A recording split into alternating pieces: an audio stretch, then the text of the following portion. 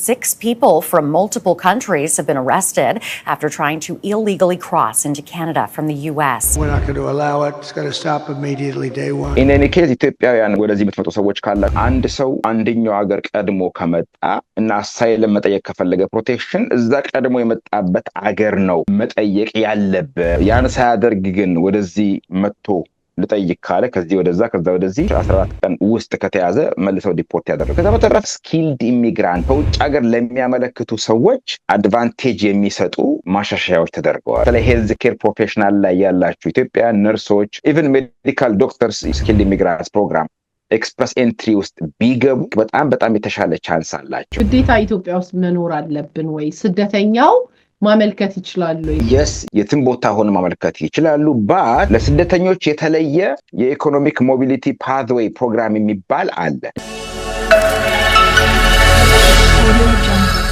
ሰላም እንደምን አላችሁ? ኪዲ ነኝ ከካናዳ። ዛሬ እጅግ በጣም የጠፋ የቤታችንን ወዳጅ እንግዳ ይዘንላችሁ ተመልሰናል። On the US-Canada border, an increase in illegal crossings like these seemingly fueling Donald Trump's tariff threat. We're not going to allow it. It's going to stop immediately day one. We have in recent days worked with the RCMP and Border Services about continuing to support them. እንደ ሁልጊዜው ይሄንን ፕሮግራም ላይክ እንድታደርጉና ለቤታችን አዲስ የሆናችሁ ሰብስክራይብ በማድረግ እንድትቀላቀሉን ስንል እንጋብዛለን። እንኳን ደህና መጣ። ስላየው ደስ ብሎኛል። ራስን ማስተዋወቅን ጀምር። ተክለ ሚካኤል አበበ ሳህለ ማርያም መቀመጫ እዚህ ቶሮንቶ ውስጥ የሆነ ላለፉት 10 ዓመት ከ6 ወር አካባቢ በጥብቅና ሙያ ላይ የተሰማራሁኝ ጎልማሳ ነኝ። ከዛ ውጪ የኮሚኒቲ ጉዳይ ላይ ኢንቮልቭድ ነኝ። በጣም የቤተክርስቲያን ጉዳይ ላይም በኢትዮጵያ ጉዳይ ላይ አስተያየት እሰጣለሁ። አንዳንዴ እጽፋለሁ። አብዛኛው ወደ 60% የሚሆነው ፕራክቲሳችን የኢሚግሬሽን ኤንድ ሬፊጂ ጉዳይ የስደተኞች ጉዳይ ነው። የወንጀል ጉዳዮችንም እንይዛለን። በተለይ ይሄ ዶሜስቲክ ቫዮለንስ የሚባሉ ወይም ቤት ውስጥ የሚፈጠሩ በግንኙነት የሚፈጠሩ ግጭቶችን፣ ባልና ሚስት፣ ጓደኞች፣ ቦይፍሬንድ፣ ድብድቦች፣ ሾፕሊፍቲንግ፣ ስርቆት እነሱ እንይዛለን። በጣም እናመሰግናለን። እንግዲህ ጠበቃ ተክሌን ማግኘት ለምትፈልጉ ከታች ኮንታክቱን እንተውላችኋለን። አማክሩት፣ ደውሉለት። እንግዲህ ተክሌ እንደምታውቀው በተጠፋፋንበት ሰዓት እጅግ በጣም ብዙ ለውጦች ተካሂደዋል። የአሜሪካን ፕሬዝደንት ተቀይሯል። ከዛ በፊት እንደምታውቀው ካናዳ በሊበራሎችም እጅግ በጣም ተማረው በጣም ብዙ ዓመት ሊበራል ሲደግፉ የነበሩት ሳይቀሩ ኮንሰርቫቲቭን ለመምረጥ በዝግጅት ላይ ያሉ ምርጫውን ሳይቀር ቀልብሶ ያ ማለት ይሄንን የምናነሳው ከምርጫው ጋራ አብሮ የኢሚግሬሽን ጉዳይም ስለሚነሳ ነውና ፖለቲካውን ለማውራት ሳይሆንና ያ ሁሉ ነገር የተቀያየረበት ሁኔታ አለ። ብዙ ሰዎች አሬ ካናዳ ነገር ምን ደረሰ፣ ምን አዲስ ነገር ተፈጠረ ብለዋልና ዛሬ እርግጥ ጀነራል የሆኑ ነገሮችን እናነሳለን። እንዴት ነው እስቲ ካናዳን ነገር ምንድነው? በኢሚግሬሽን ዙሪያ አዲስ ለውጦች አሉ ወይ? ምንስ እንጠብቅ አሁን ከአዲሱ መሪ ጋር? ልክ ነሽ። እስከ ኖቬምበር ዲሴምበር ድረስ ምርጫ ተደርጎ ቢሆን ኖሮ ኮንሰርቫቲቮቹ እየመሩ ነበር በፓብሊክ ኦፒኒየን የህዝብ አስተያየት መስጫ እንዳየነው በጣም ትሩዶ ተጠልቶ ነበር በተለያዩ ምክንያት። ኖቬምበር ላይ ግን ተመረጠና ትራምፕ ከዛ ዲሴምበር ጃንዋሪ ታሪፍ መጣ። በሱ ምክንያት ብዙ ኬኔዲያንስ ደነገጡ።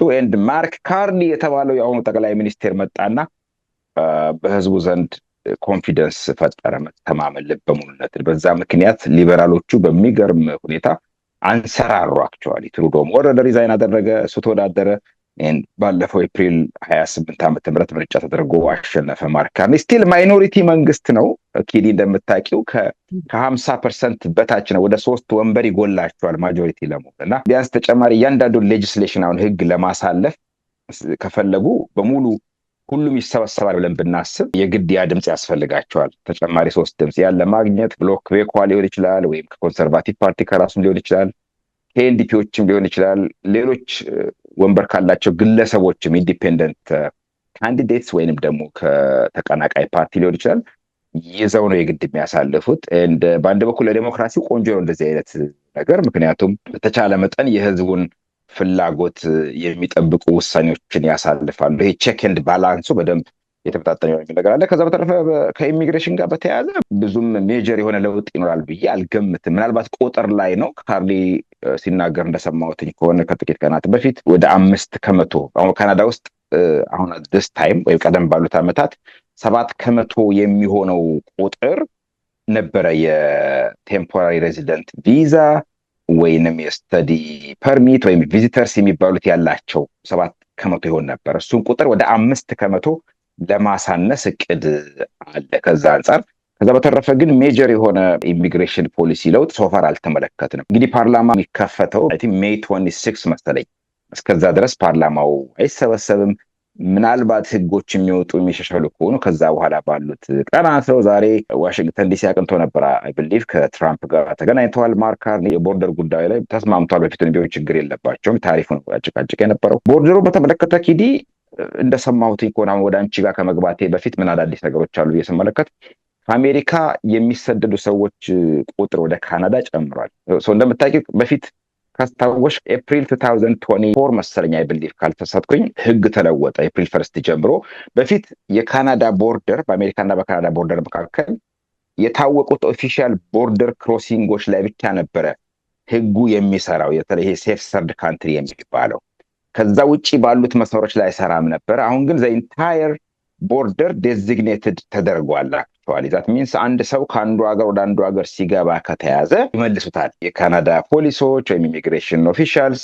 ያን ሰው ካገኙት ከያዙት 14 ቀን ካልሞላው ከአንድ ሰው ገብቶ 14 ቀንና ከዛ በላይ እንደቆየ ካመለከተ ፕሩፍ ካደረገ ምንም ችግር የለበትም። ካለበለዚያ ግን ይመልሱታል። ኤንድ በዛ ሪሰንትሊ ጨምሯል በጣም ቦርደሩ ቢዘጋም በኩዌክ አይ ቲንክ ማኒቶባ ኢቭን አንዩዥሊ ኦንታሪዮ ራሱ በዝም የተለመደ አልነበረም። በኦንታሪዮም ድንበር አቋርጠው ሰዎች በመቶዎች የሚቆጠሩ ኩዌክ ውስጥ በሺዎች የሚቆጠሩ እንደገቡ ታውቋል። የተወሰኑት ተይዘዋል፣ ተመልሰዋል። መልሰው ለአይሲ ለሚሉት ለኢሚግሬሽን ኢንፎርስመንት ነበር የሚባለው መሰለኝ የአሜሪካ፣ ወደዛ መልሰዋቸዋል። ኢትዮጵያውያን በተመለከተ ትራምፕ እንደመጣ ካስታወሽ ቴምፖራሪ ፕሮቴክሽን ሳምቲንግ የሚባል አለ፣ የተሰጠ ፖሊሲ አለ ለ18 ወር የሚቆይ ከዛም ኤክስቴንድ ተደረገ። በተለይ ኢትዮጵያ ውስጥ በነበረው ግጭት ጦርነት ምናምን ምክንያት የትግራይን ተከትሎ ለ18 ወር ነበር። ከዛ 4 ሞት ነበር። አይ ቲንክ ዲሰምበር ላይ ያውቃል ትራምፕ እንደመጣ የተወሰኑትን አሁን የሄይቲ የምናምን አገሮች የተወሰኑትን ካንስል አድርጎታል ወይ ሰስፔንድ አድርጎታል። የኢትዮጵያን አላደረገውም የተወሰኑ ሀገሮች። በዛ ምክንያት እስከ ዲሴምበር ሊዘርቅ ይችላል። ከዲሴምበር በኋላ ምን ይከሰታል ዊ ዶንት ኖ።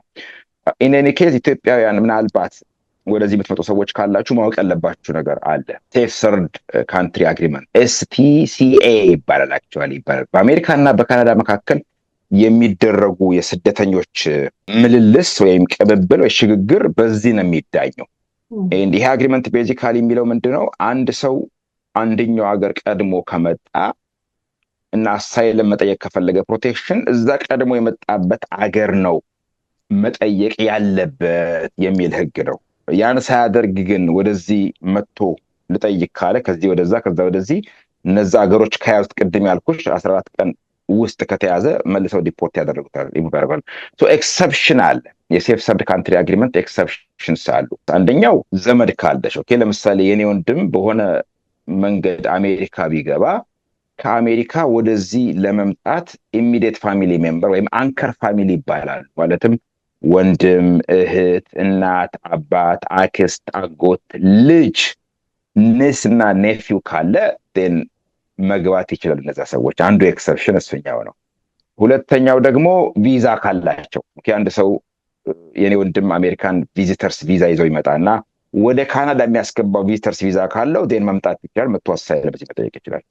ሶስተኛው ኤክሰፕሽን ደግሞ አንአካምፓኒድ ማይነርስ ከሆኑ እድሜያቸው 18 ዓመት ያልሞላ ከዛ በታች የሆኑ 18 or 19 ቼክ አደርጋለሁ አይ ቢሊቭ ኢት 18 በታች ከሆኑ እነዛ ማይነርስ ለብቻቸው ወላጆቻቸው ከሌሉ ወላጆቻቸው ካሉ አይቻልም።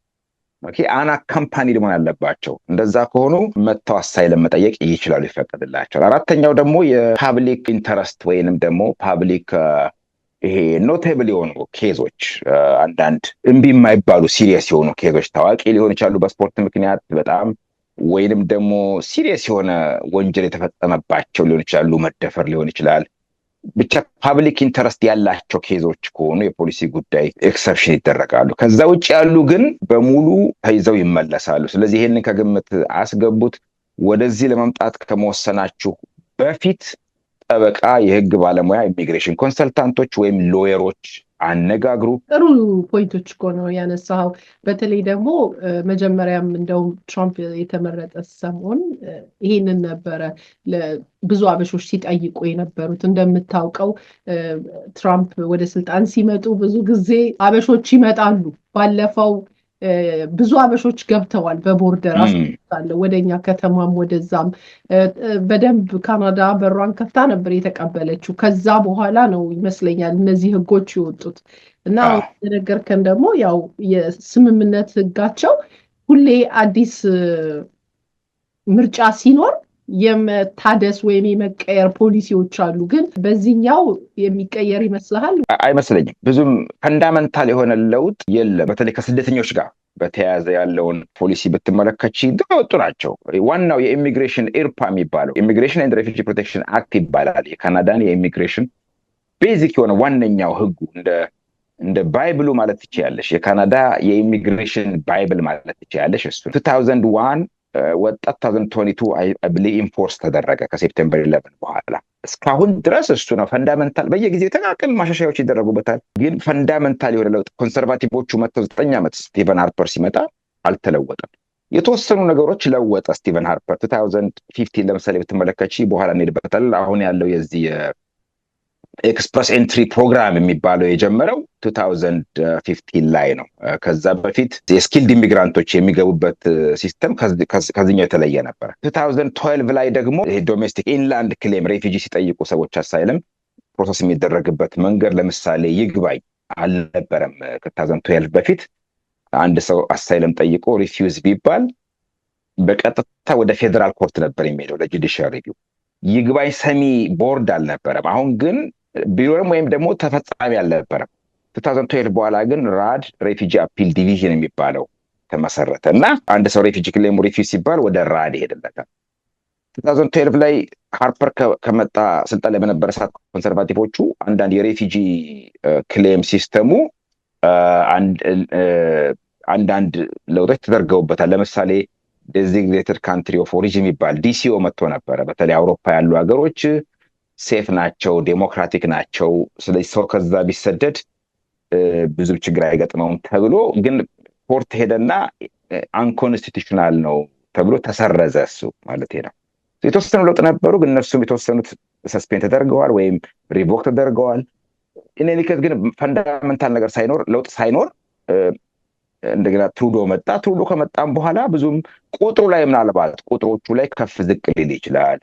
ኦር የተወሰነ ኮሚኒቲ ለምሳሌ ህንዶቹ በጣም በከፍተኛ ሁኔታ አንዱ ትልቁ በትሩዶ ዘንድ እንደውም ክሬዲቢሊቲ ታማኝነት ያሳጣው እሱ ነው። ህንዶቹ በጣም ሲስተሙን አቢዩዝ አድርገው ብዙ ስካንዳልስ ነበሩ አለ። በትምህርት ኮሌጅ የከፈቱ የውሸት ዶክመንት ያዘጋጁ እንዲያደረጉ ምናምን ተብሎ ከፍተኛ የሆነ ስካንዳል ነበር።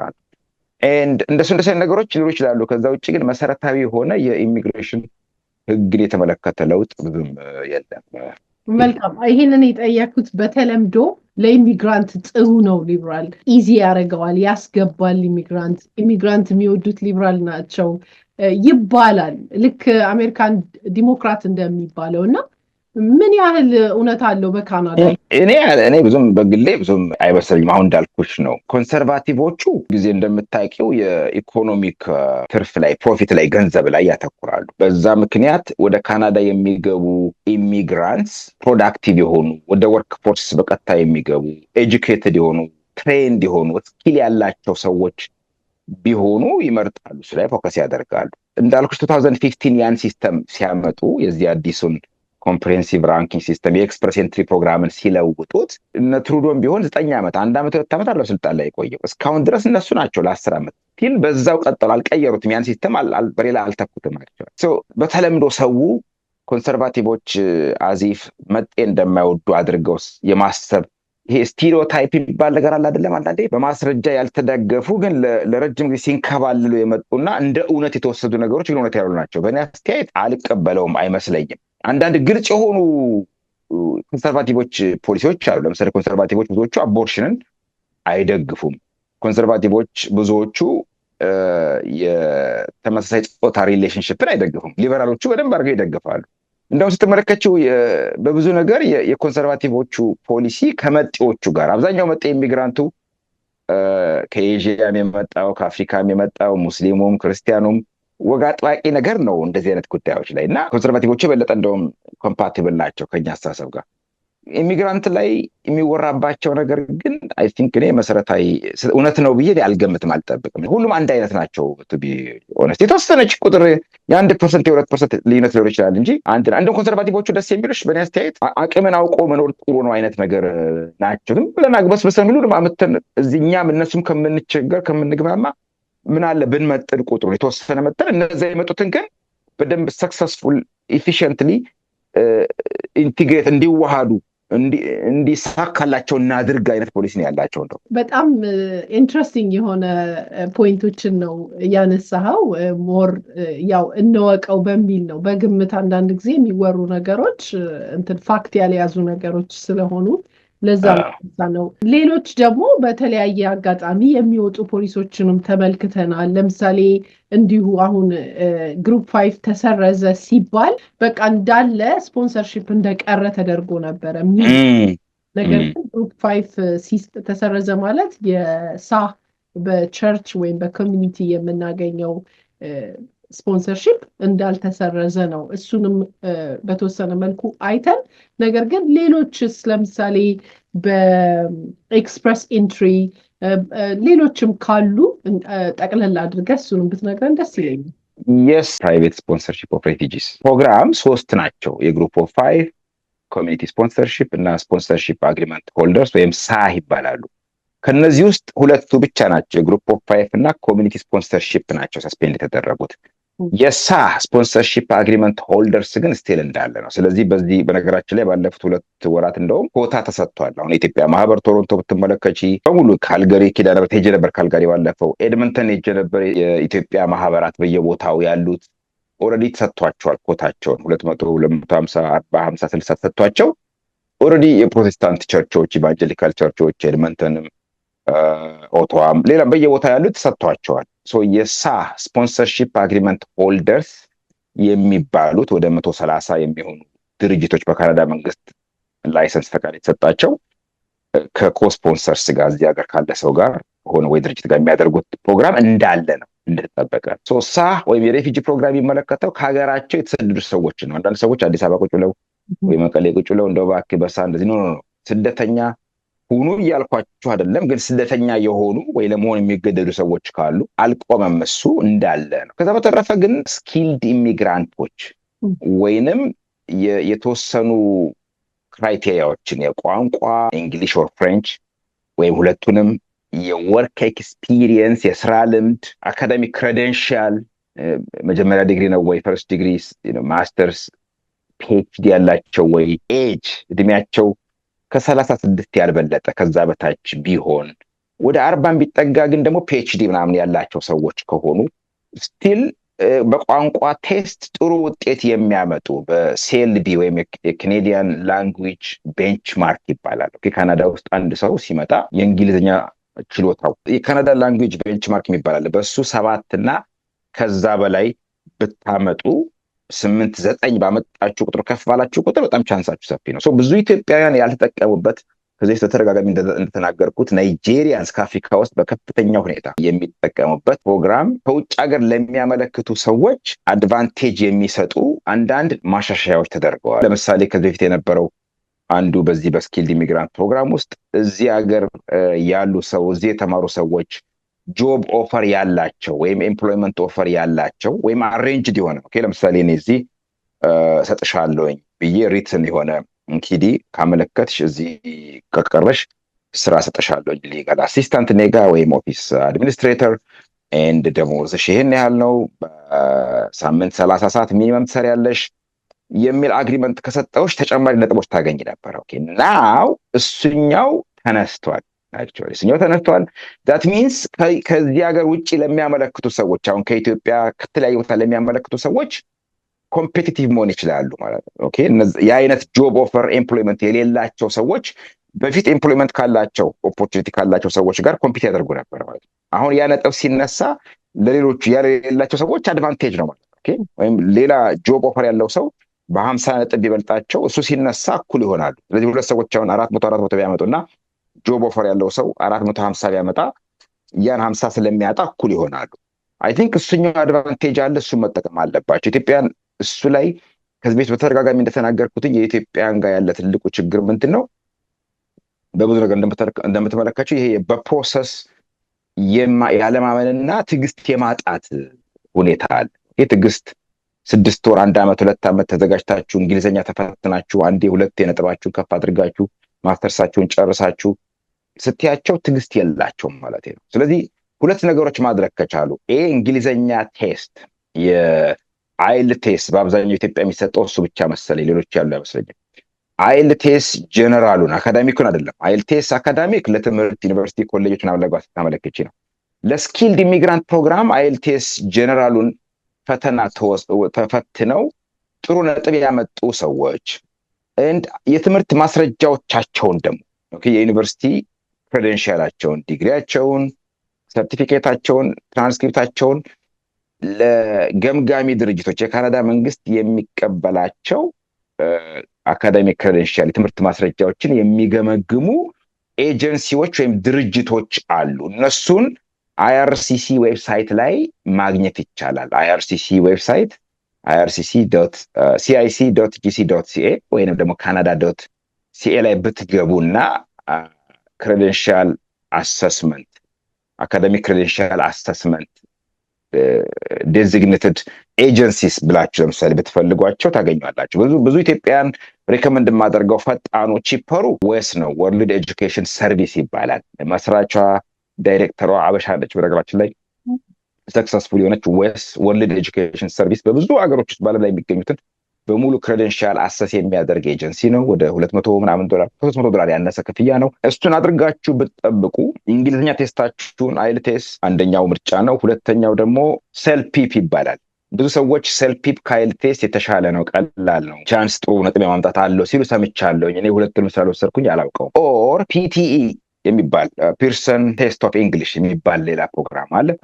ከነዚህን አንዱን ወስዳችሁ ጥሩ ነጥብ ያመጣችሁ ሰዎች በስኪልድ ኢሚግራንት ፕሮግራም ላይ ብታመለክቱ ቻንሳችሁ በጣም በጣም በጣም እጅግ ከፍተኛ ነው፣ የሰፋ ነው። እሱን ነገር እንድትጠቀሙበት አበረታታለሁኝ። ለምሳሌ በፊት 490 500 ነጥብ የነበሩት ማምጣት የነበረባቸው አሁን 450 በታች አክቹዋሊ አልፈዋል፣ ነጥብ አመጥተዋል ብዙ ሰዎች ማለት ነው። ኤንድ ለመጀመሪያ ጊዜ ከረጅም ጊዜ ለመጀመሪያ ጊዜ ወደ 1000 የሚሆኑ መምህራን ወይም ኤጁኬሽን ላይ መምህራን በስኪልድ ኢሚግራንት መተው ያቆም ነበር ለረጅም ጊዜ። ኤንድ ፎር ዘ ፈርስት ታይም ይሄ ስኪልድ ኢሚግራንት ፕሮግራም ከመጣ በኋላ 1000 የሚሆኑ መምህራን ሴሌክት ተደርገዋል። ቤዚካሊ ምንድን የሚያደርጉት እንዳልኩሽ IRCC ዌብሳይት ላይ ሄደው ፕሮፋይል ትከፍቻለሽ፣ ዶክመንቶችን አፕሎድ ታደርጊያለሽ። የዚህ የትምህርት ማስረጃ በተለይ ትምህርት ያስገመገምሽበትን ቁጥር ኤንድ የእንግሊዝኛ ቴስት መውሰድሽን የሚያረጋግጡ ነገሮችን ካደረግሽ በኋላ ሚኒመም ሪኳየርመንቱን ሜት ካደረጉ ፑል ውስጥ ይገባሉ ሰዎች። ፑል ውስጥ ሲገቡ በየጊዜው እጣ ይወጣል። ኤንድ እንዳልኩሽ ነጥቡ ሚኒመም ማለፊያው ከቶፉ በጣም እያነሰ እየሄደ ነው። አይ ቲንክ ጥሩ ደረጃ ላይ ስላለ አዲስ ታይም ኢትዮጵያን በተለይ ሄልዝ ኬር ፕሮፌሽናል ላይ ያላችሁ ኢትዮጵያን ነርሶች፣ ኢቨን ሜዲካል ዶክተርስ እንደዚህ አይነት ፕሮፌሽናሎች ስኪልድ ኢሚግራንት ፕሮግራም ኤክስፕረስ ኤንትሪ ውስጥ ቢገቡ በተለይ የቋንቋ ሚኒመም ሪኳየርመንቱንና የአካዳሚክ ክሬደንሻላቸውን ካስገመገሙ አይ ቲንክ በጣም በጣም የተሻለ ቻንስ አላቸው። በጣም አመሰግናለሁ። ብዙ ጊዜ ይሄንን ፕሮግራም ስንናገር ግዴታ ኢትዮጵያ ውስጥ መኖር አለብን ወይ ስደተኛው ማመልከት ይችላል ብለው ይጠይቃሉ። yes it doesn't matter ምንም ኢሚግሬሽን ስታተስሽ ምንም ከዚህ ጋር የሚገናኝበት ነገር የለም።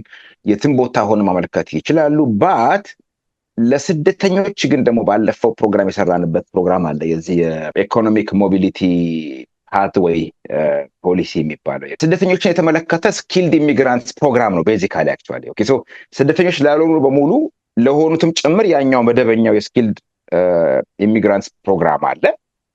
ከዛ በተጨማሪ ደግሞ ለስደተኞች ደግሞ በተለይ ስደተኞች እዚህ ሀገር ጆብ ኦፈር የሚሰጣቸው ከተገኘ ኦኬ ለምሳሌ እኔ ራሴ ኦፈር አድርጌ ነበረ። ሰዎች እንግሊዝኛ ቴስት መውሰዱ ላይ ሰነፉ። አሁን ተሰደው ጋዜጠኞች፣ ብዙ ፕሮፌሽናልስ ጎረቤት ሀገር ኬንያ፣ ዩጋንዳ፣ ሌላ ቦታ ይገኛሉ።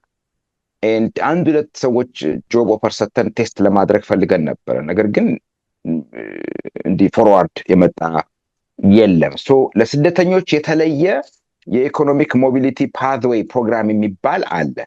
ዋናው ስደተኛ ላልሆነ ሰው የሚያስፈልጉት ሪኳየርመንቶች የሌሉበትና ቀለል ያለ ማለት ነው። የእንግሊዝኛ ቴስቱን ብትመለከቺ ዝቅ ያለ፣ በዛኛው 7 ማምጣት ካለበት አንድ ሰው በዚህኛው 5 ዝቅ ያለለት፣ የወርክ ኤክስፒሪየንስ የማያስፈልግበት፣ ሌሎቹ ላይ ወርክ ኤክስፒሪየንስ ካስፈለገ ለስደተኞች ላይ ወርክ ኤክስፒሪየንስ የማያስፈልግበት፣ ኦር የወርክ ኤክስፒሪየንሱን ሚት ለማድረግ በዛኛው ስትሪክት ነው። በመደበኛው የስኪልድ ኢሚግራንትስ ፕሮግራም ላይ በጣም ወርክ ኤክስፒሪየንሱ በጣም ጥብቅ ነው፣ ስትሪክት ነው ሪኳየርመንቱ ዶክመንት ምናምን። ለስደተኞች ሲሆን ግን ቀለል ያለ ሪኳየርመንት ያለው በጣም ብዙ ስደተኞች ሊጠቀሙበት የሚችሉበት ያልተጠቀምንበት ኤኒ ቢዝነስ ኤንቲቲ፣ ሬስቶራንት ሊሆን ይችላል፣ ፀጉር ቤቶች ሊሆን ይችላሉ፣ ቸርቾች ሊሆን ይችላሉ፣ ትንሽ ካምፓኒ ያላቸው የጽዳት ካምፓኒ ያላቸው ሰዎች ሊሆን ይችላሉ። ትንሽ ቢዝነስ ያላቸው ሰዎች በሙሉ በቀላሉ ሰራተኛ ቀጥረው የሚያመጡበት፣ ስደተኛ የሆነ ሰራተኛ ማለት ነው።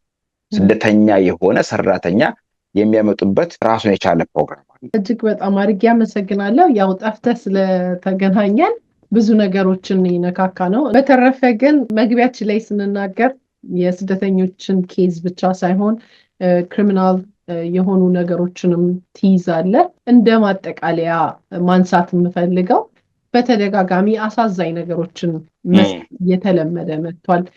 አንተም ብዙ ጊዜ ወቀሳም በሚመስል ምክርም ስትናገር ባገኘው አጋጣሚ ሰማሃለሁ እና እንደዚህ የግሩፕ ድብድቦች ወይም አላስፈላጊ ግጭቶች መሃል አንድ ወንድማችንም ገላግላለሁ ብሎ ገብቶ መሰለኝ ህይወቱን ያጣበት ሁኔታም አለ እና በሀበሻው ኮሚኒቲ እንደዚህ አይነት ነገሮች አሉ።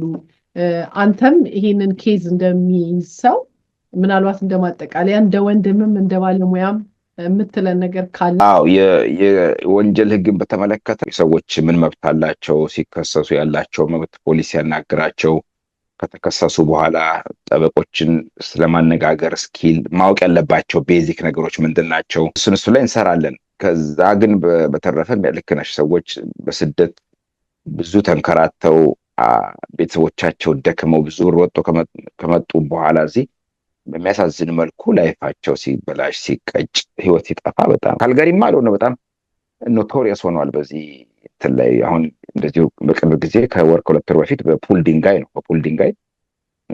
6 ኢን ዘ ሞርኒንግ ወርውሮ መታው ሞተ። በመኪና ሁሉ ሄደውበት ደግሞ እንደዚሁ የሞተም አለ እና እኔ የሚገርመኝ ነገር ኪዲ ለምሳሌ ተክሌ ወንጀል ፈጸመ አስገድዶ ደፈረ ቢባል ፕሩፍ ከተደረገብኝ ማለት ነው። ከዛ በኋላ እኔ ጋር ምን ሊሰሩ ይመጣሉ ሰዎች? ምን ጉዳይ አላቸው? እንደዚህ አይነት ቦታ እኔ አልሄድም በፍጹም። አንድ ሬስቶራንት ነፍስ ጠፋ ከተባለ እኔ እዛ ተመልሼ እዛ ሬስቶራንት አልገባም። ለአግባብ ተደባድበው እንደዛ ተገደለ ሲባል ኖ ኤንድ ካልጋሪ እንደዚህ አይነቱ ነገር ተፈጽሞ ስቲል ቢዝነሶች ይቀጥላሉ። 15 ቀን አንድ ወር ይዘጋሉ። እስቲም አንዳንዶቹ ቢዝነሶች በቃ 3 ዓመት ባልሞላ ጊዜ ውስጥ ኤቭሪ 6 months ማለት ትችላለሽ አንድ ሰው ይገደል ነበር። ይሄ በጣም አናክሰፕተብል ነው። በኢትዮጵያና በኤርትራ ኮሚኒቲዎች ውስጥ ይሄ በጣም ትክክል ያልሆነ አናክሰፕተብል የሆነ ነገር ነው። በዚህ ጉዳይ ላይ ማህበራዊ ጉዳዮች መነጋገር አለብን። መልካም እንግዲህ ተክሌ እንደጠፋኸው ብዙ ቁም ነገር ይዘህልን መተሃል። እጅግ በጣም አድርገን እናመሰግናለን። ነገር ግን ይሄ በወንጀል ኬዞችም ላይ ሰዎች መብትና ግዴታቸውን ካወቁ የሚያሳቅቃቸው ነገር አይኖርም። እዚህ ሀገር እንደው እውነት ለመናገር ሁሌ የምትለው ነው፣ ከኢትዮጵያ ለመጣ ሰው ከስደት ለመጣ ሰው ኮምፕሌን የምናደርግበት አይደለም ህጉ፣ አሰራሩ፣ ፖሊስ እኛን እንዴት ትሪት እንደሚያደርገን። ስለዚህ መብትና ግዴታችንን የማወቅ ጉዳይ ነው ብዬ ነው የማስበው። በወንጀሉም ዙሪያ በኢሚግሬሽኑ ብዙ ቶፒኮች ይኖሩናል። ተመልካቾቻችንም ምን አይነት ቶፒኮችን ይዘንላችሁ እንምጣ፣ ምን አይነት ጥያቄዎች አሏችሁ በኮመንት ሴክሽን እሱን አካፍሉን። በተረፈ ደግሞ የግል ነገር ካላችሁ ከታች በምናስቀምጥላችሁ ቁጥር ደውሉ። ያ ማለት ያው ተክሌም እንደገለጸው የጥብቅና ኦፊስ ቢዝነስ ነው።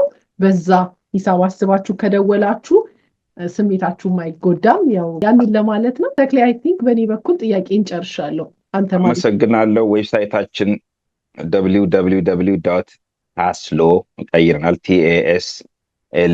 TASLAW.ca ነው።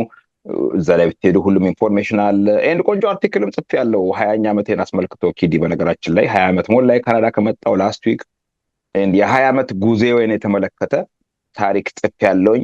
እርግጠኛ ነኝ ለብዙ ስደተኞች ሊጠቅም ይችላል። ምናልባት ኢንስፓየር ሊያደርግ ይችላል። ያለፍኩበትን ጉዞ የነበሩ ፈተናዎች፣ ውጣ ውረዶች፣ በዚህ ሁሉ ጉዞ ውስጥ የረዱኝ ሰዎችንም ራሱ ቫንኩቨር ሄጄ ነበር በነገራችን ላይ ላመሰግን ስፖንሰር ያደረጉኝን ሰዎች፣ ድርጅቶች እንደ ውለታ መርሳት የለብንም ለማለት ያህል ነው። ስለዚህ ዌብሳይታችን ላይ ከገባችሁ አርቲክሉም አለ www.taslaw.ca። ከዛ በተረፈ ሌሎች ጠበቆችም እነ ዳንኤል እነ ዩሰፍ ኪዳኔ እዚህ አካባቢ ያሉ እነሱንም ኮንታክት ማድረግ ትችላላችሁ። ኪዲ አመሰግናለሁ በጣም ስላቀረብሽኝ። እኔም በጣም አመሰግናለሁ። እንኳን ለ20ኛ ዓመት አደረሰ። ውለታ ማትረሳ የመጣህበትን የተነሳህበትን ማትረሳ ነህ። በጣም እናመሰግናለን ተክሌ። በድጋሚ ተመልካቾቻችን በሌላ ዝግጅት እስከምንገናኝ ዛሬ ዘንድላችሁ የመጣነው ፕሮግራም ይህንን ይመስል ነበረ። ሀሳብ አስተያየታችሁን እንግዲህ በኮሜንት ሴክሽን አሳውቁን። በድጋሚ እስከምንገናኝ ቸር ቆዩልን።